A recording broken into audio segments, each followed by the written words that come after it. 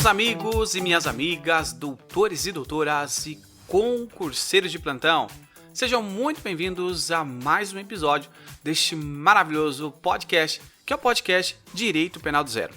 Meus caros, se você ainda não me conhece, eu sou Gia Campos e eu passo sempre por aqui para te ajudar a entender a matéria do direito penal e te ajudar a se preparar para o concurso dos seus sonhos ou até mesmo ser aprovado no exame da ordem.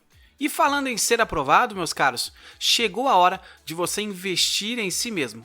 E pensando nisso, o Grupo Direito do Zero, juntamente com a editora do direito, a loja oficial da Saraiva Jur, nós queremos te dar uma oportunidade para que você possa investir em um bom material de estudo. E olha só como é fácil aproveitar. Acesse o site Editora do Direito, que é o site oficial da Saraiva Jur, escolha lá o seu material jurídico favorito e aplique o cupom de desconto Direito do Zero. Tudo junto. Vou deixar aqui também na descrição e pronto. É só finalizar a compra e aguardar o seu material chegar na sua casa. E quando chegar, não se esqueça de compartilhar conosco esta conquista. Então marca lá no Instagram o @direitopenaldozero.podcast e o @saraivajur. E agora, dado o recadinho, vamos para a nossa aula, meus caros, porque hoje a aula está imperdível. Meus caros, hoje nós vamos falar sobre o crime de omissão de socorro. O crime de omissão de socorro tem tipificação legal no artigo 135 do Código Penal e é exatamente este que será o tema e objeto da nossa aula de hoje. Meus caros, já estou aqui munido com o meu vade-mecum e o texto dispõe o seguinte, deixar de prestar assistência quando possível fazê-lo, sem risco pessoal, a criança abandonada ou extraviada, a pessoa inválida ou ferida, ao desamparo ou em grave e iminente perigo, ou não pedir, nesses casos, o socorro da autoridade pública. Pena de detenção de 1 mês a 6 meses, ou uma multa. Vamos lá. Eu quero começar com os senhores falando exatamente dessa detenção e dessa multa. Perceba que, normalmente, quando nós estamos estudando um tipo penal, nós sempre falamos, olha, este crime aqui ele é punido com uma pena de reclusão e essa é uma pena de detenção. Aqui, nós acabamos de ler uma pena de detenção.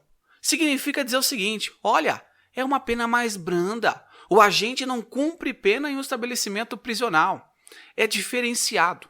Então, quando nós analisamos o seguinte, olha, nós temos uma pena que é punida com detenção e de 1 a 6 meses ou aplicação de multa, é por lógica que nós estamos falando de um crime de menor potencial ofensivo. É isso aí, um crime de menor potencial ofensivo. Mas por quê? Bom, nós já estudamos aqui.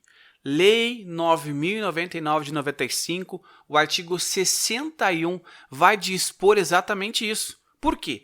Porque nós estamos falando de um crime cuja pena máxima ela não é inferior ou superior a 2 anos. Então, portanto, aqui, tendo em conta que é de 1 a 6 meses, nós estamos tratando, sim, de um crime de menor potencial ofensivo. Ainda, meus caros, continuando na Lei 9.099 de 95, o artigo 89 ele vai dar uma oportunidade àquele que comete o crime de menor potencial ofensivo, ou seja, este crime aqui de omissão de socorro, para que possa sim, na hora ali do Ministério Público realizar a denúncia, para que o Ministério Público possa verificar se preenche as condições para uma possível suspensão do processo de 2 a 4 anos.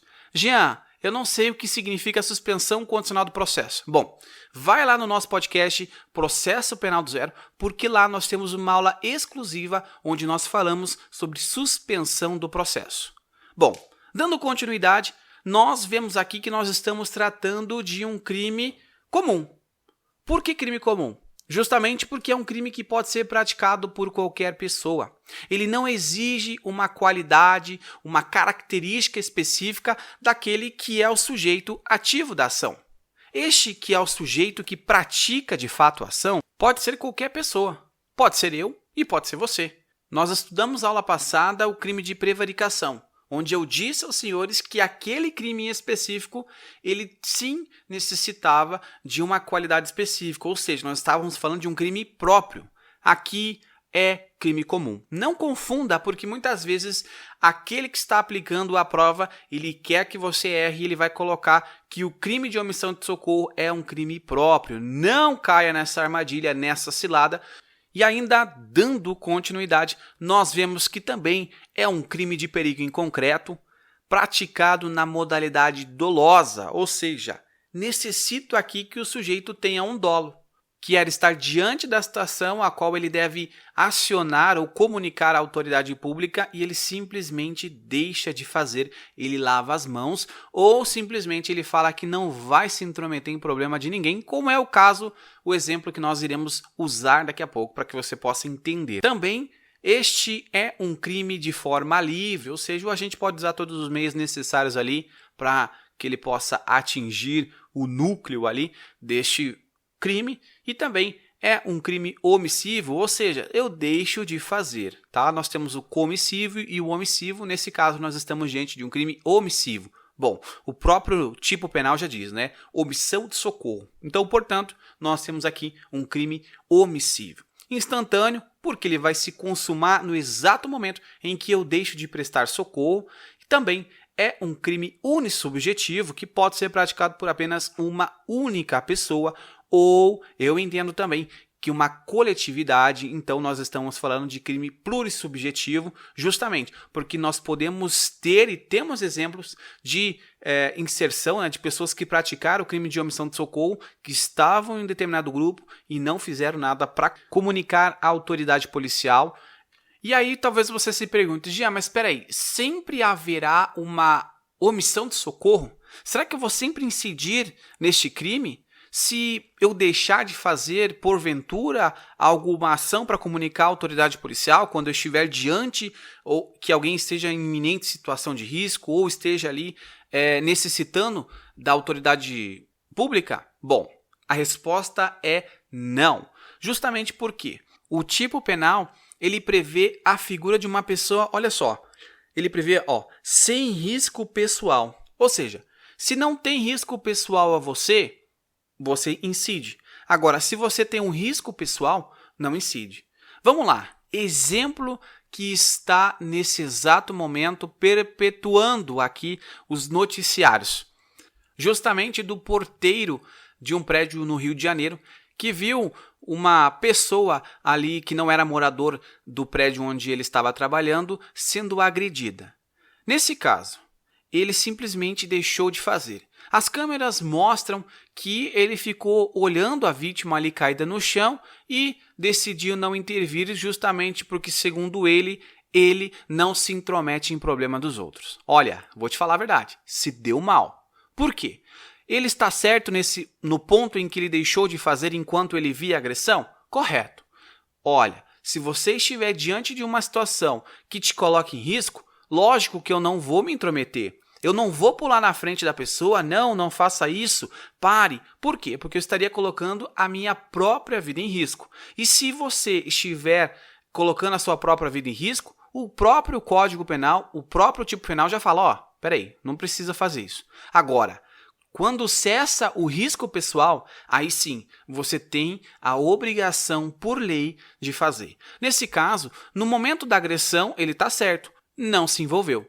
Porém, o autor deste crime, ele simplesmente foi embora.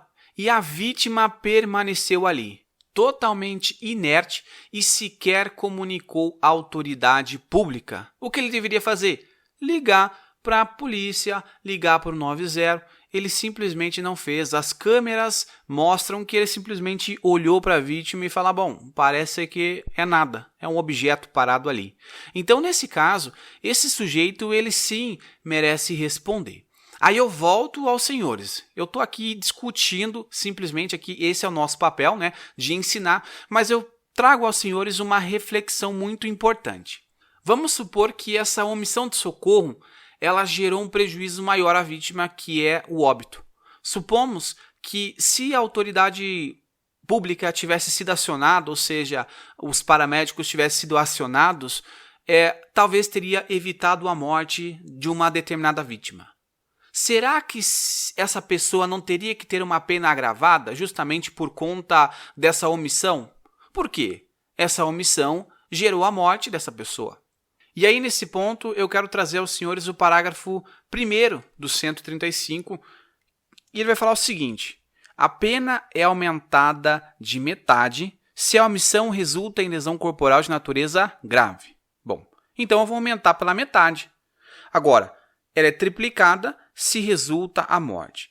Bom, em ambos os casos, mesmo que eu duplique ou triplique, não vai chegar a um patamar onde nós vamos falar que a pena não é um crime de menor potencial ofensivo. Mesmo assim, se nós continuarmos aplicando ou vezes 2 ou vezes 3 a pena, que é assim que eu gosto de chamar, não vai mudar. O crime vai sempre continuar a sendo crime de menor potencial ofensivo. Olha só, chega até a ser estranho, né? Mas é isso. O crime vai continuar sendo, porque mesmo que nós triplicamos, vamos lá, de 1 a 6 meses, pega 6 mais 6 mais 6, não chega nem a 2 anos. Então, continua sendo um crime de menor potencial ofensivo. E aí, por fim, eu quero falar com os senhores a respeito do artigo 304 do CTB, tá? Agora, o Código de Trânsito Brasileiro, ele vai falar o seguinte, ó: deixar o condutor do veículo, na ocasião do sinistro, de prestar imediato socorro à vítima ou, não podendo fazê-lo diretamente, por justa causa, deixar de solicitar auxílio à autoridade pública. Veja que aqui ele fala de novo a autoridade pública. No entanto, eu chamo a atenção, senhores, que diferentemente do que prevê o artigo 135 do Código Penal, aqui no 304 do CTB, ele vai ter uma redação de detenção de 6 meses a 1 ano. Mas é claro, se o fato não constituir um elemento de crime mais grave. Então, nós temos também o parágrafo único que vai falar o seguinte, ó: incide nas penas previstas nesse artigo o condutor do veículo, ainda que a sua omissão seja suprida por terceiros ou que se trate de vítima com morte instantânea ou com ferimentos leves. Aqui a gente não pode falar, não, mas espera aí, outra pessoa fez por mim. Não vale. Também pode falar, não, mas a vítima morreu imediatamente. Não vale. Por quê? Justamente porque o agente ele tem a obrigação legal de ligar à autoridade pública, ligar para a polícia, ligar para a ambulância, seja lá o que for, ele tem que comunicar. E assim, meus caros, nós encerramos o episódio de hoje. Espero que você tenha gostado. Muito obrigado a você que me acompanhou até aqui. E não se esqueça, tá? Entra lá no site da Editora do Livro, a loja oficial da Saraiva Júri, e adquira já o seu material de estudo para que você possa se preparar e ser aprovado no concurso e na prova dos seus sonhos, tá? E eu fico por aqui. Muito obrigado. Espero te ver nos próximos episódios. Um forte abraço e até mais!